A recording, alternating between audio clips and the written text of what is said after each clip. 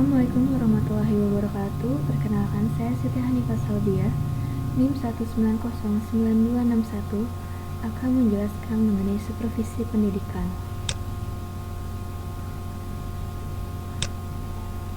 Konsep supervisi pendidikan sebagai kegiatan yang ditunjukkan untuk memperbaiki dan meningkatkan mutu proses dan hasil pembelajaran. Dalam konteks profesi pendidikan, mutu pembelajaran merupakan refleksi dari kemampuan profesi guru. Efektivitas supervisi pendidikan ditunjukkan pada peningkatan hasil belajar peserta didik melalui cara-cara mengajar yang lebih baik pula.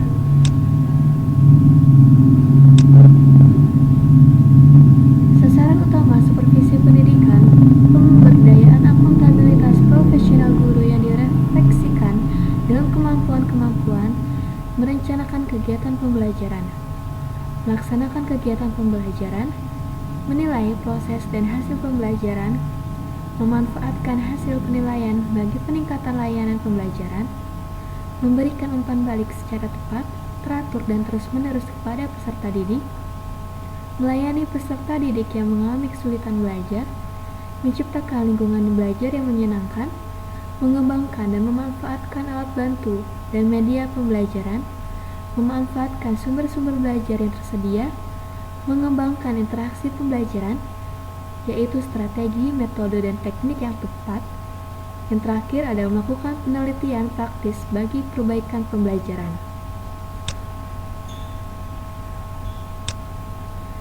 Fungsi-fungsi supervisi pendidikan yang pertama ada fungsi penelitian.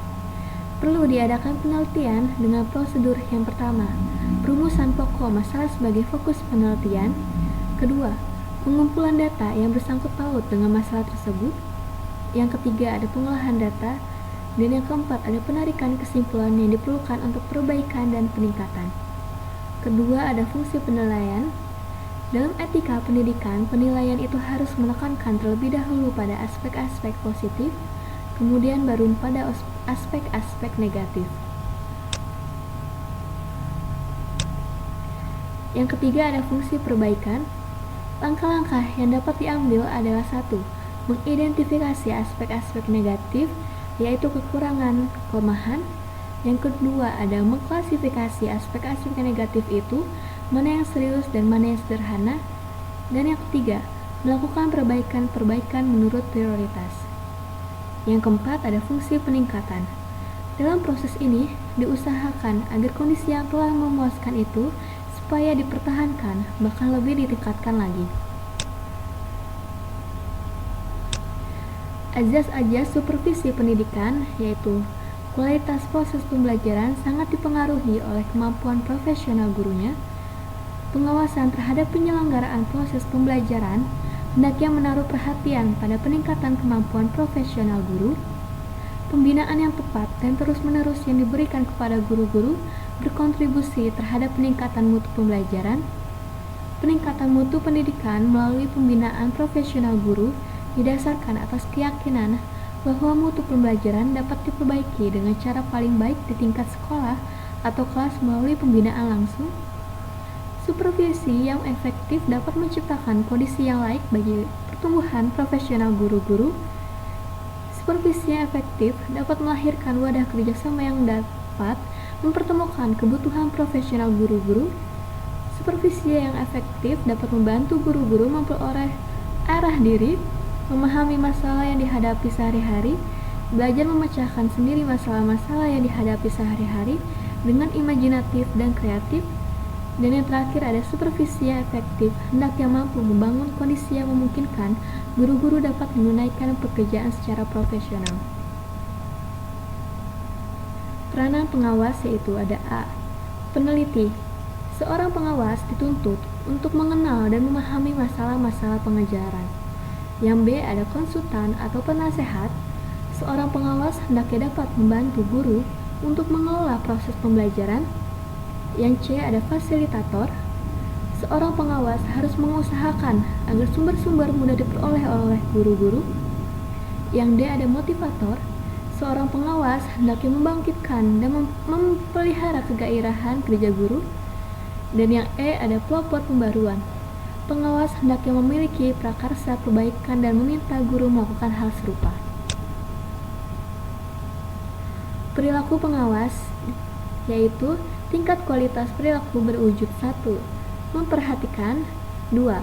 Mengerti atau memahami, yang ketiga, membantu dan membimbing, yang keempat, memupuk evaluasi diri bagi perbaikan dan pengembangan, yang kelima ada memupuk kepercayaan diri, dan yang keenam, memupuk, mendorong bagi pengembangan inisiatif dan kreativitas.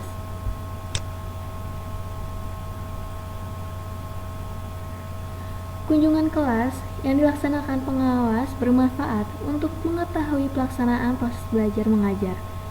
Dengan kunjungan kelas kepada sekolah dan pengawas dapat 1.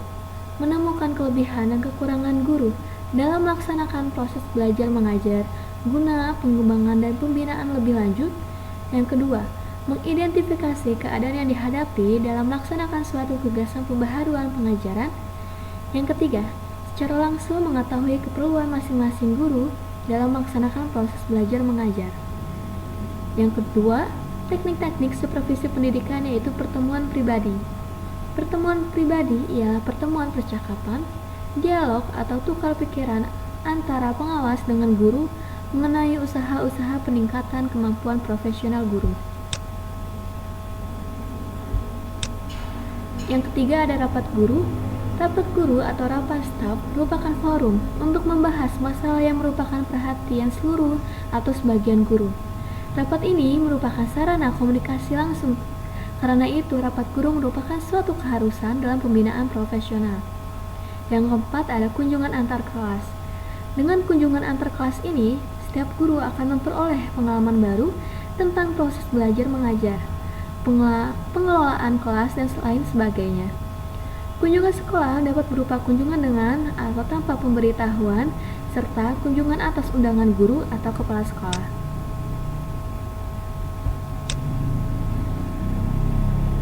Yang kelima, ada kunjungan antar sekolah. Dengan mengunjungi sekolah lain, guru-guru dapat mengukur sejauh mana keberhasilan suatu sekolah yang dikunjungi. Hal-hal yang baik dapat dijadikan contoh. Ketujuh, ada penerbitan buletin profesional. Yang dimaksud dengan buletin profesional ialah selembar berkala terdiri dari beberapa lembar berisi tulisan mengenai topik-topik tertentu berkaitan dengan usaha peningkatan proses belajar mengajar. Dan yang terakhir ada penataran.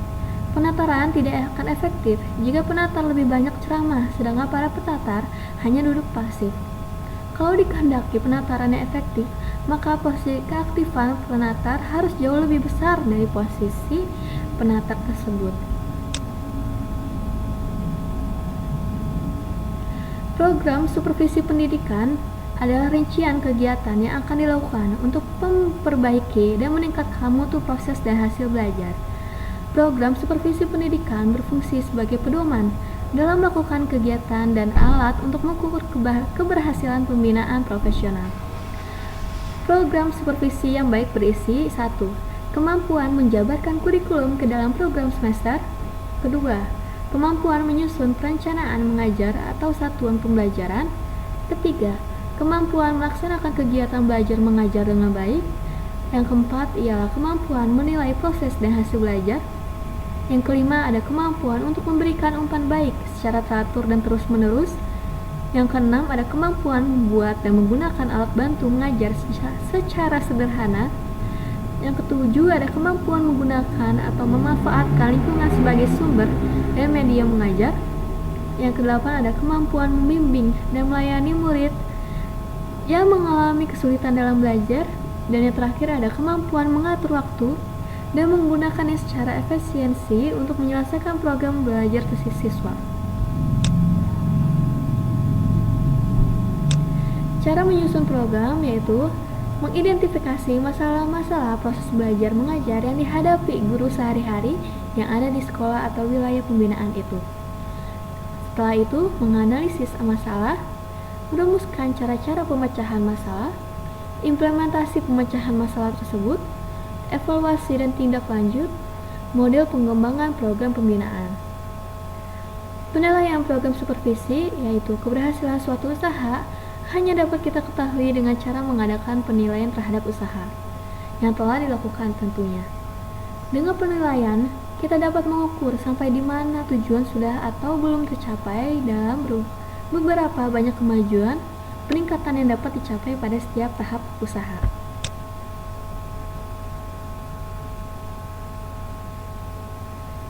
Kriteria keberhasilan pelaksanaan program supervisi. Mutu pengajaran tergantung pada mutu mengajar guru. Maka, kegiatan pembinaan harus menaruh perhatian yang serius terhadap peningkatan kemampuan profesional gurunya yang akan meningkatkan mutu proses dan hasil belajar mengajar. Pihak yang menilai.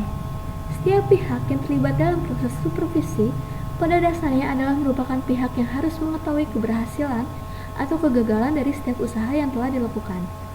Dengan demikian, guru, kepala sekolah, dan pengawas adalah para penilai. Teknik dan alat penilaian. Penggunaan beberapa teknik dan alat penilaian yaitu observasi, digunakan waktu melakukan kunjungan kelas, menghadiri rapat guru. Yang kedua ada wawancara, digunakan untuk mendapatkan informasi tentang refleksi pemahaman dan pengalaman seseorang. Yang terakhir ada angket, daftar pertanyaan yang memerlukan jawaban objektif dari pengisinya.